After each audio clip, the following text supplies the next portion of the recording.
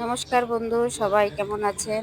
এই যে আমি আজকে একটা তাওয়া বসালাম। তাওয়া বসায়ে দিয়ে চিকেনটাকে আমি ফ্রাই করব। তো সব কিছু মশলা দিয়ে আমি সুন্দর করে 1 ঘন্টার জন্য আমি মেখে রেখে দিয়েছিলাম। মেখে রেখে দিয়ে আমি এখন চিকেনটাকে ভাজা করছি।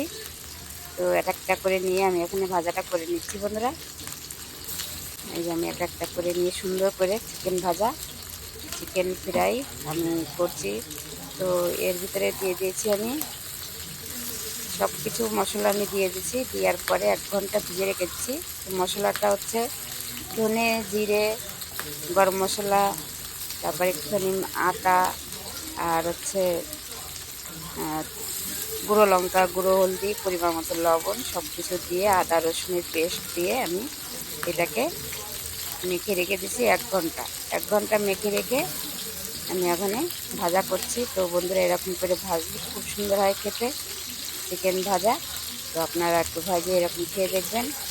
আর ভিডিওটা যদি ভালো লাগে থাকে একটা কমেন্টও করবেন, শেয়ারও করবেন বন্ধুরা। আর আপনারা একটু সাবস্ক্রাইব করে দেবেন।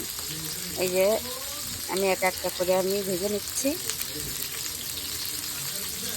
ভেজে নিয়ে আমি এখানে এপিট ওপিট করে সুন্দর করে এটাকে ভেজে নেব।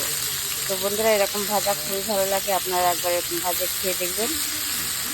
আর ভিডিওটা যদি ভালো লাগে একটা কমেন্ট করবেন, লাইক দেবেন বন্ধুরা। যে আমি সুন্দর করে এপিট ওপিট করে আমি ভেজে নিচ্ছি। ভেজে নিয়ে এই যে বন্ধুরা দেখেন, আমাদের ভাজাটা হয়ে গেছে, কত সুন্দর কালারটা এসছে। এটা হচ্ছে চিকেন ফ্রাই, চিকেন ভাজি, তো আপনারা যাই বলেন। তো এই যে বন্ধুরা, আমার চিকেনটা ভাজা হয়ে গেছে, মুরগির মাংস ভাজা। তো ভিডিওটা ভালো লাগলে